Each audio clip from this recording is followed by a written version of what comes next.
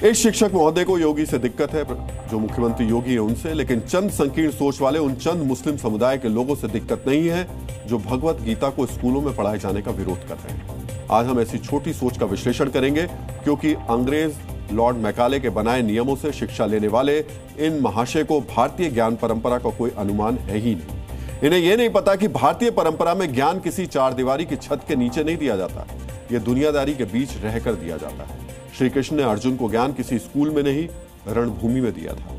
वो दुनिया के पहले गुरु थे जिन्होंने संसार में रहते हुए साधना सिखाई, युद्ध के कोलाहल में चैन की बंसुरी बजाने की कला सिखाई।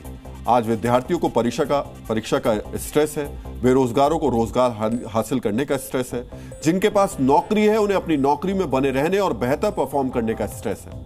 वो इनसे कैसे निपटें, ये बड़ा सवाल है।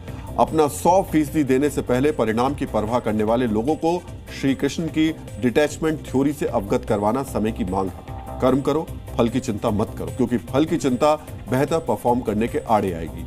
यह अनोखा ज्ञान क्या किसी धर्म विशेष के लोगों के लिए है? नहीं, भगवत गीता का यह ज्ञान पूरी मानवता के लिए है। यही वजह है कि अब गीता के श्लोक का पाठ रोज देवभूमि के स्कूलों में करवाया जा रहा है।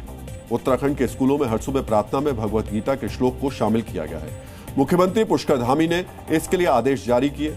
उत्तराखंड के करीब 17,000 सरकारी स्कूलों में अब सुबह की प्रार्थना सभा में हर दिन गीता के श्लोक का न सिर्फ उच्चारण होगा, बल्कि श्लोक का अर्थ भी बच्चों को बताया जाएगा।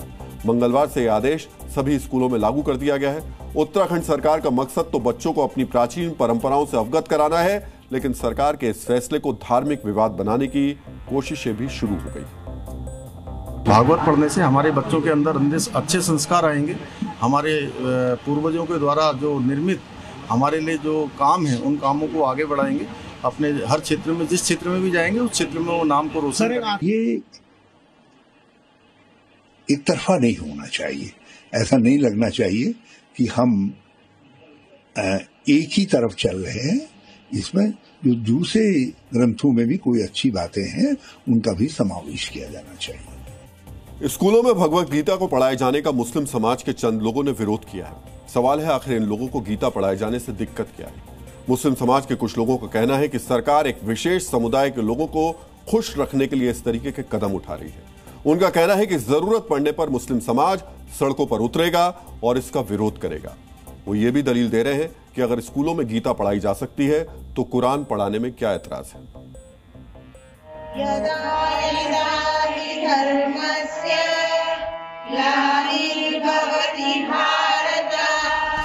हम ये चाहते हैं कि कुरान भी पढ़ाया जाए, गीता भी पढ़ाई जाए, गुरबानी भी पढ़ाई जाए, बाइबल भी पढ़ाया जाए, और इन सबसे जरूरी जो पढ़ाना चाहिए वो संविधान है। जब अगर आपका दिल ये चाह रहा है कि गीता पढ़ाई जाए तो कुरान भी पढ़ाया जाए। ये एक शगुफा है। जब आप बोलेंगे हम सिर्फ एक धर्म की किताब ग्रंथ पढ़ाएंगे, तो ऑब्वियस सी बात है कि दूसरा धर्म भी बोलेगा कि हमारे धर्म को क्यों नहीं पढ़ाएंगे। जब सारे स्कूलों में हर धर्म का बच्चा पढ़ता है तो ये बंटवारा क्यों है? गवर्नमेंट एक समुदाय को खुश करने के लिए ये सारी चीज़ें, ये सारे फंडे और ये हथकंडे इसलिए एक समुदाय को खुश करने के हैं। मुस्लिम समाज को एक ख्याल दिल से निकाल देना चाहिए कि भगवत गीता का ज्ञान कोई धार्मिक ज्ञान है, और इसलिए जानना जरूरी है कि भगवत गीता का ज्ञान जीवन के अलग अलग पहलुओं को समझने और रोजाना की समस्याओं से निपटने में कैसे फायदेमंद है। विरोध से पहले यह जान लेना जरूरी है कि गीता किस तरह हमें मानसिक, शारीरिक और वैज्ञानिक तरीके से लाभ पहुंचाती है। मानसिक लाभ की बात करें तो गीता में मेडिटेशन और सेल्फ एनालिसिस की अहमियत बताई गई है। यह मेंटल पीस के लिए उपयोगी है। हर स्थिति में संभाव यानी कुछ कूल रहने का ज्ञान पॉजिटिविटी बढ़ाता है। मेंटल बैलेंस के लिए भी यह उपयोगी होता है। श्री कृष्ण के उपदेश जटिल परिस्थितियों में नैतिक और तार्किक निर्णय लेने में मदद करते हैं। शारीरिक लाभ की बात करें तो गीता में संतुलित आहार, योग और व्यायाम और पर्याप्त विश्राम पर भी जोर दिया गया है। यह शारीरिक स्वास्थ्य को बेहतर बनाता है। गीता की स्ट्रेस मैनेजमेंट तकनीक से ब्लड प्रेशर, स्लीपिंग डिसऑर्डर और हार्ट से जुड़ी बीमारियों से बचा जा सकता है। ध्यान और प्राणायाम से हाई एनर्जी मिलती है और शरीर का जो रेजिस्टेंस पावर होती है वो और ज्यादा मजबूत हो जाती है।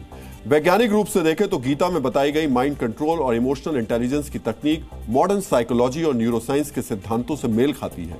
गीता तर्क और विवेक के आधार पर फैसले लेने की वकालत करती है। यह वैज्ञानिक दृष्टिकोण को बढ़ावा देने वाला है और गीता का निष्काम कर्म का सिद्धांत और टाइम मैनेजमेंट की तकनीक कॉर्पोरेट वर्ल्ड में फ्यूचर लीडर्स को तैयार करने में कारगर हो रही है। भगवत गीता भले ही हिंदू धर्म और भारत का एक प्रमुख आध्यात्मिक और दार्शनिक ग्रंथ है, लेकिन इसे दुनिया भर के देशों, संस्थानों और संगठनों की ओर से अपनाया और सम्मानित किया जाता है। आज पूरी दुनिया में योग को स्वीकार किया गया है। गीता को टोक्यो, सिडनी, ह्यूस्टन शहरों में बड़े पैमाने पर पढ़ा और पढ़ाया जाता है, जो इसकी वैश्विक एकता और आध्यात्मिक महत्व को दर्शाता है। हार्वर्ड, येल, ऑक्सफोर्ड, कैम्ब्रिज और शिकागो विश्वविद्यालय में गीता को भारतीय दर्शन और धर्म के अध्ययन में शामिल किया गया है। यानी भगवत गीता को भारत और विश्व भर में कई धार्मिक, शैक्षिक और सांस्कृतिक संस्थानों द्वारा अपनाया गया है। लेकिन भारत में ही कुछ संकीर्ण सोच वालों को यह स्वीकार नहीं है। यह बेहद अफसोस की बात है।